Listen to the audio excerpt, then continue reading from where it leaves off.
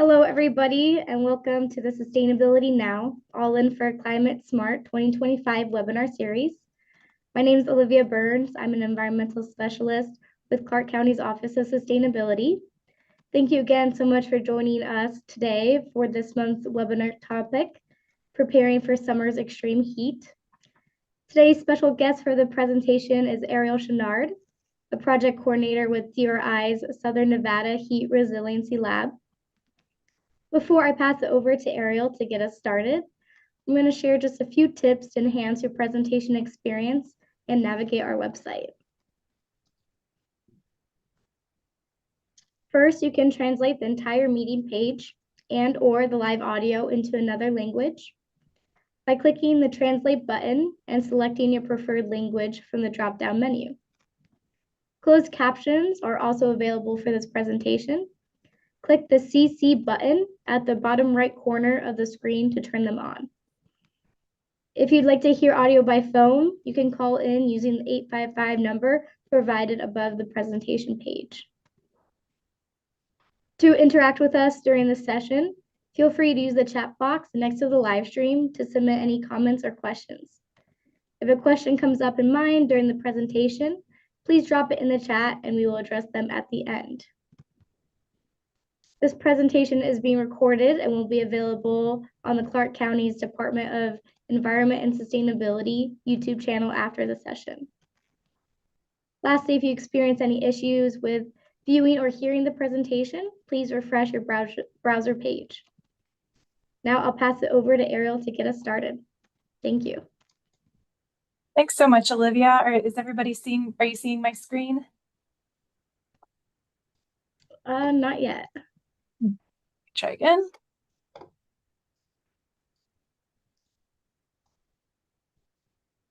Any luck this time? Yep, looks good. Awesome, thank you so much. All right, so thanks all for joining me today. I'm Ariel Chenard. I'm the lead for the Nevada Heat Lab. My team consists of Dr. Tamara Wall. She's up in our Reno location and she's our PI. Dr. David Almanza is our postdoc, and Kyan Engel joined us to tackle issues about urban trees. And together we are the Nevada Heat Lab. So the Nevada Heat Lab is part of the California Nevada Applications Program, which is a NOAA-funded CAP. It's housed in the Climate Center group here at the Desert Research Institute. So we focus on heat adaptation and resilience strategies. And to do that, we leverage local knowledge to develop and promote implementable heat adaptation approaches. We also fill an existing gap in Southern Nevada. So prior to the existence of this project, there was no central collaborating and convening space for all the different practitioners and community organizations and just all the folks across Nevada, especially Southern Nevada, to gather and talk about their work, share information, and share resources. So here's what we do at the Heat Lab. We have a heat working group, which is around 90 members, and those are all practitioners and folks from community-based organizations who work on heat. And with that group, we hold heat response calls. So anytime there is an excessive heat warning from the National Weather Service, we activate the group, get together on a big call, and talk about what we can do. And we also hold after action calls, which is a space for us to reflect on what's going well, what needs to change, what needs and priorities were identified. So this is the space for collaborating and resource sharing around heat, and that helps everyone to prioritize actions. We also do research. We are primarily researchers. So we provide high quality information to decision makers and stakeholders and community members. We do high-level community engagement with both practitioners and the community to co-create heat adaptation. We are the subject matter experts on heat impacts, responses, resources, and more. And we also tackle urban tree canopy coordination and data collection. But what we don't do is emergency response. I know that's a little fuzzy because we have those heat response calls, but we are not emergency management. So it's kind of an interesting space to be, and we are getting that community more and more involved in our work, which is fantastic. We also don't do policy. So we aren't here to tell anybody what they should or shouldn't do around heat. We make recommendations, but we don't create policy and we don't comment on it. So why heat resilience? Heat is the deadliest natural hazard, not just here in Southern Nevada. It is the deadliest hazard across the state, across the nation, and across the world. Unfortunately, last summer, we had 526 heat deaths in Clark County, and that's up from 307 in 2023. Heat deaths are a lagging indicator. They are dependent on medical coding and reporting and investigations through the coroner's office. So we don't often get a tally of heat mortality until well after the summer is done. I'm sure you all remember summer 2024. It was the hottest summer on record. We broke our record high temperature of 117 on July 7th when we hit 120 degrees. So our climate projections show us that right now in 2025, we can expect anywhere from 20 to 18 days above 105. And by 2055, we'll be looking at 46 to 32 days over 105. However, even in any warming trend, there are outlier years. And last summer was absolutely incredible when it came to heat. We had 112 days over 100 degrees, 74 days over 105, and 36, that's more than a full month, over 110. And then there were those 7 days that were at or above 115. And one thing that's really important to talk about when you're talking about heat and heat exposure is nighttime lows. Higher nighttime lows mean that people get less of a break, people and infrastructure get less of a break from those high daytime highs. And last summer, we had 94 occurrences of nighttime lows over 90 degrees. We know that people make really tough trade-offs when it gets hot. Heat leads to a lot of stress in many different ways, but we know that folks make trade-offs between keeping their home a safe and comfortable temperature or putting food on the table, or getting their necessary medications, or paying for childcare, or any number of things. And one of those challenges is, like I mentioned, nobody really owns heat. If you ask practitioners, prior to this project, there was no one place where everybody could gather and get information. But when you ask the community, you get a really different answer. You'll hear that everybody owns heat, meaning that we all have a role to play in how we respond to heat. And we need to understand the full impact of heat on communities. And that includes things like workforce exposure to heat for outdoor workers or people who are working in warehouse or other types of settings. So let's talk about heat vulnerability. On this slide, you see an image, and it's from the Southern Nevada Extreme Heat Vulnerability Analysis, which was done by the Regional Transportation Commission and published in 2021. And what this captures is that everybody here in Las Vegas is exposed to extreme heat, but that experience is not equal. For some folks, high temperatures are an inconvenience. For many others, it is an issue of life and death. For 526 people last summer, it was an issue of life and death. Heat can act as a chronic stressor. Just because we don't have an extreme heat warning doesn't mean that it's not hot and that it's not impacting people, but heat can also act like an acute shock. So I think of that week around 4th of July last summer where we never got below 115. That's the kind of heat that can really shock a community. Heat complicates existing problems. So heat has an impact on infrastructure, on workforce health. Heat here is a really systemic issue. When you start talking about heat, you end up talking about everything else. You talk about socioeconomic disparities. You talk about access to affordable housing. You talk about chronic health conditions. Once you start pulling at that thread, the conversation only gets bigger. So we have folks here in our metro area that are heat vulnerable, and we have folks who are heat burdened. And that is due to the urban heat island effect, which I will get into later. So there are folks who are more vulnerable to heat than others, and those folks are senior citizens, kids, because they are dependent on others for protection from heat, folks with disabilities, people with chronic conditions, unhoused individuals, outdoor workers, people who are dependent on public transportation, and those in urban heat island communities. So what is an urban heat island? An urban heat island is an artifact of our built environment. So what that means is that spaces within our metro area that have a high percentage of impermeable surfaces, so things like blacktop, pavement, cement, um, and very little shade, those spaces heat up more than the surrounding area. And that's what we mean by a heat island. So this is a map of the urban heat island effect that it was from the Urban Heat Island Mapping Campaign, which was done by RTC, and NIHIS back in 2022. Ironically, this mapping campaign took place on the third record coldest August day in Vegas history. So even though these weren't typical August day conditions, we still see that our hottest neighborhoods are 11 degrees hotter than our coolest neighborhoods. And think about what that means when it's 120 degrees out. I also want to talk about some research we're doing this summer, and it's around cooling centers. So as I mentioned, over 500 people died this summer due to heat-related issues. Heat also causes financial, societal, mental, and physical strain. And right now, cooling centers are the only official response to extreme heat. The list for summer 2025 is not finalized yet, but we usually have about 37 cooling centers for Clark County and the surrounding areas. And those are spaces like libraries, rec centers, community centers. But these spaces are not activated all summer. They are only activated when the National Weather Service issues an extreme heat warning.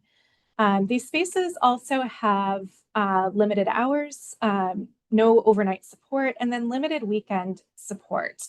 So that means if you're somebody who maybe your AC went out and you go to your local library so that maybe you can get some work done or entertain the kids, but that library closes at 6 p.m., well, that means your cooling resource goes away at 6 p.m. when it's still pretty dang hot out. And I also think, again, about that 1 week in summer 2024, around the 4th of July, when many of these locations were closed for the holiday.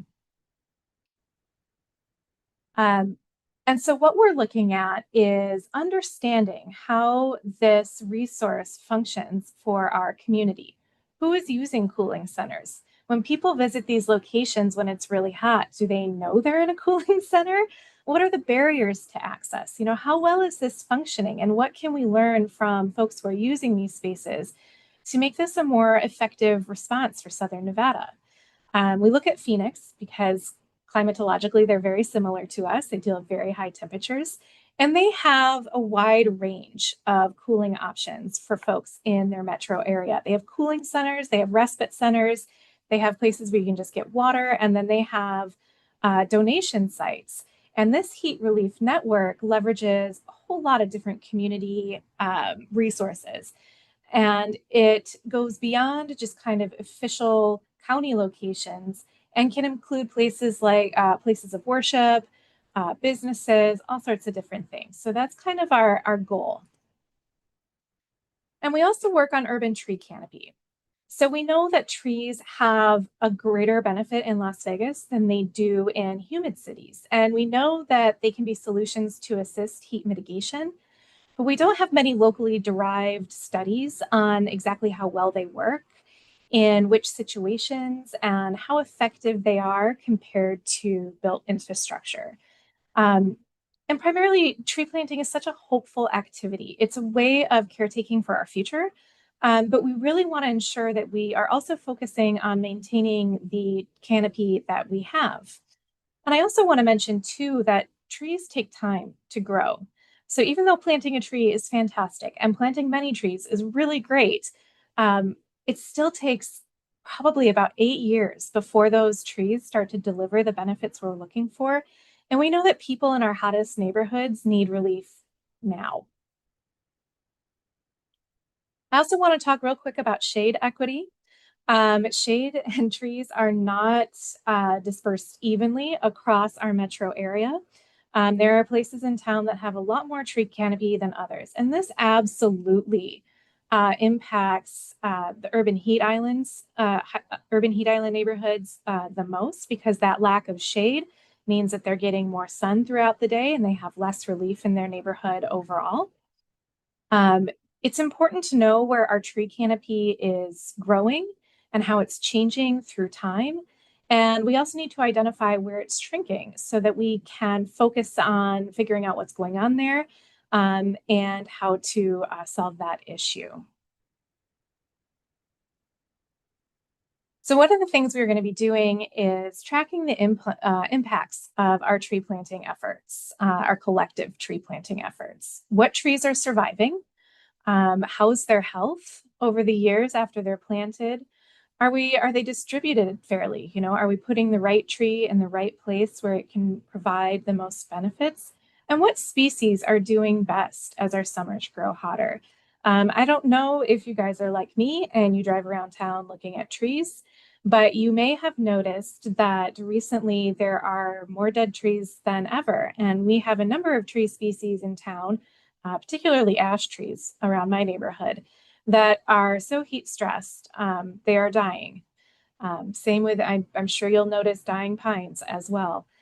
So these are things that we are keeping an eye on and making sure that we are selecting species for the future that can deal with limited water supply, the soils we have, and our really hot summers. So I want to talk about what you can do when it gets really hot out. The first thing you want to do is make a plan. Locate your nearest cooling center. That updated list should be coming out shortly. Know the signs of heat illness. I have them listed here on this slide, but it's always a great idea to go to the Southern Nevada Health District website and take a look at this more deeply, or head over to the CDC where you can find signs of heat illness and heat stroke, which is a medical emergency. Check on your loved ones. If you have old folks, young kids, really anybody, check on them when it gets really hot, and check on your neighbors. It's not always really obvious who is struggling when it's hot. And that struggle can look like a lot of different things. You know, it can look like not being able to afford to cool somebody's home to the point where they're safe and comfortable. It could be affording food and energy bills. It could be getting to a cooling center if that's necessary. So please ask around when it gets hot. Carry water for yourself and others. Always keep water on you. Keep water in your car. I have a coworker here who keeps a cooler full of chilled water that she can hand out as she's driving if she sees somebody on the sidewalk or something who looks like they might need some hydration. And plant a tree. It's always an act of hope to plant a tree, but check with the Southern Nevada Water Authority. They have a wonderful list of species that will be successful and grow beautifully and deliver shade for you and your neighborhood in the future.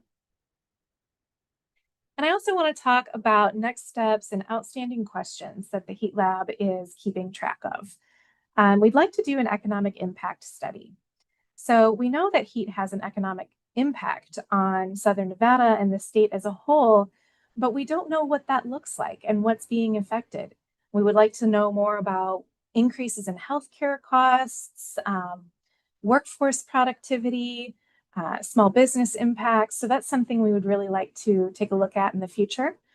We still need a clearer picture of heat health impacts. It's one thing to track morbidity and mortality over the summer and during extreme heat events, but what does that look like for people's mental health, or for, you know, the times when we don't have an extreme heat warning, but people's health is still impacted?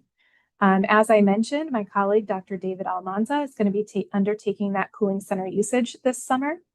We are prepping for summer 2025. I saw triple digits in the forecast this week, guys. It's happening. Feels soon, but it's happening.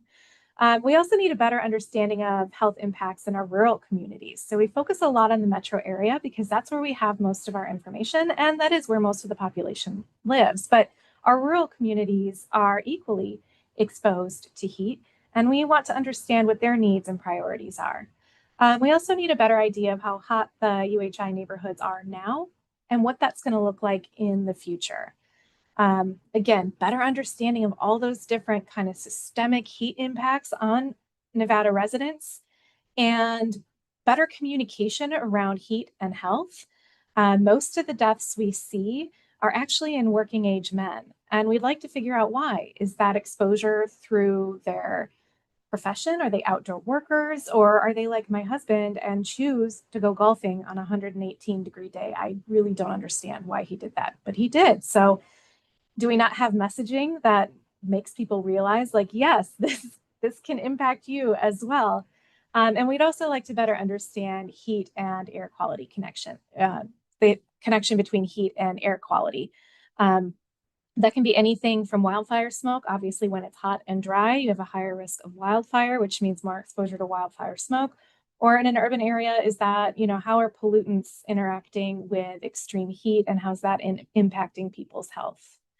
That is it for me. I think, Olivia, you can open it up for questions if you'd like. My contact info is there on the screen. We are always open to hearing from anybody, so please drop us a line. Sorry, just trying to fix my webcam. Keeps falling over. We are. Well, thank you so much, Ariel, for leading today's webinar and telling us all the insights and tips on how to stay safe during our extreme heat we have here, and building community resilience. So it's really incredible value as we head into those hotter months, as you mentioned. But yeah, we'll go over some audience questions.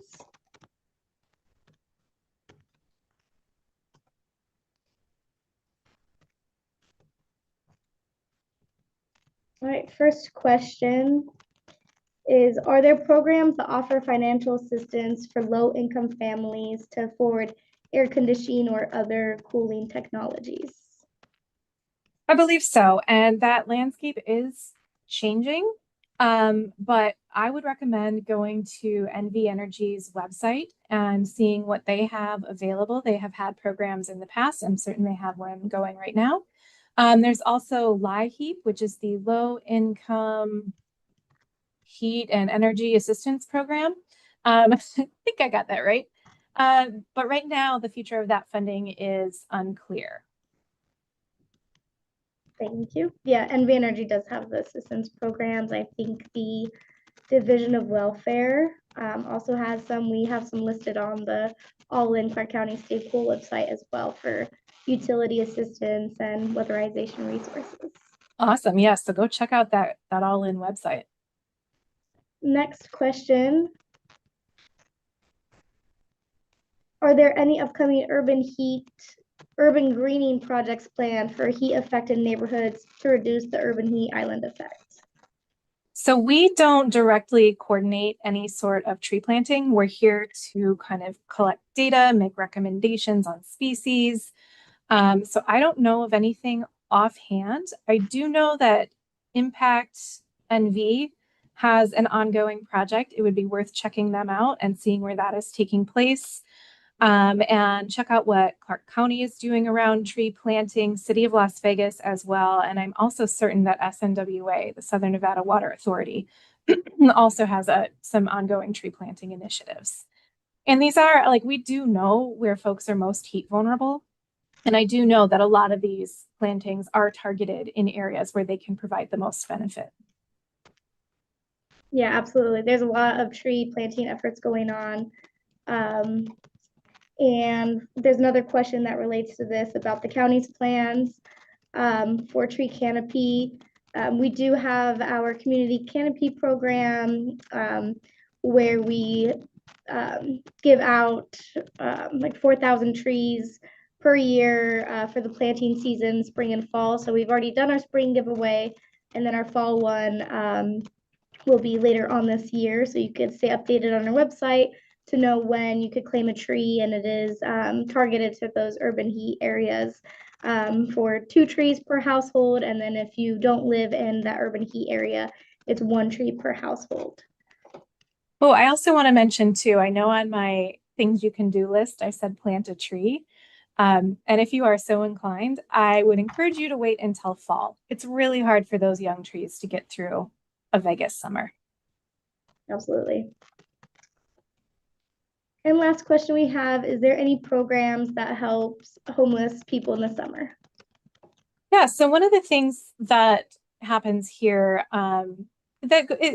it's an ongoing effort is folks with Help Hope Home do outreach in homeless communities to direct people to resources and to make sure that people have access to water, get folks to cooling centers if necessary.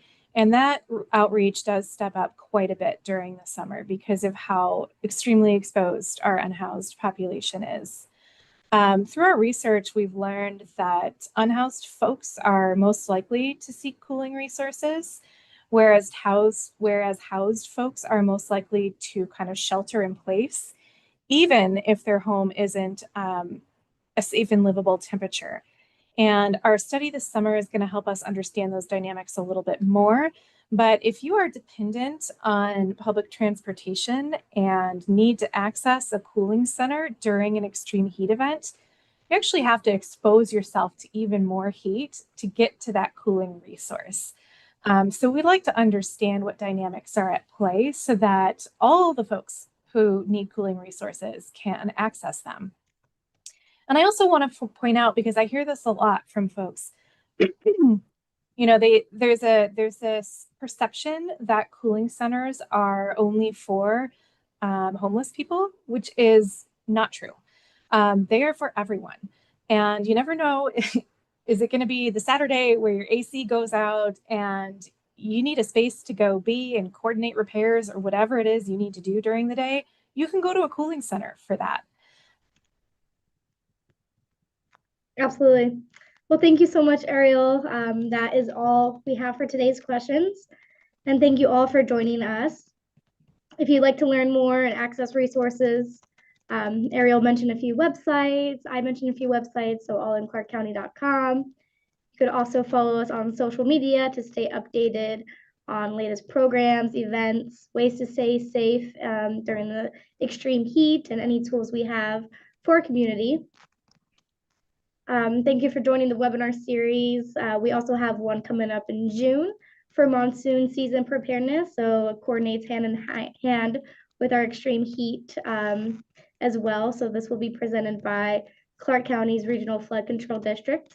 So we hope to see you there. But this concludes today's webinar. Thank you again for being here with us today and have a great rest of your day. Thanks all for having me.